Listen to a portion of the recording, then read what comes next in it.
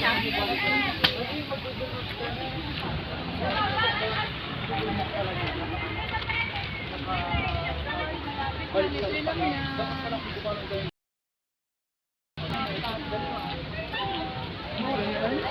nga ako mag ano din umupo.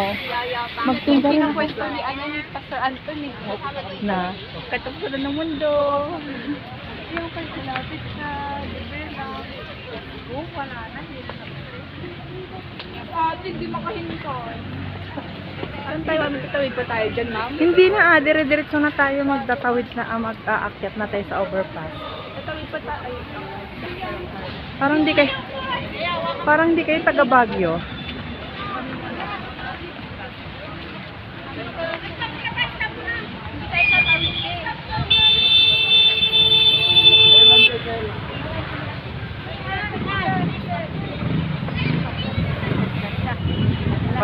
Pagod na. Hinihingal na. Kaya nag-cause ng traffic. Kasi may mga bikers. Inabot kami ng almost 1 hour yung traffic namin.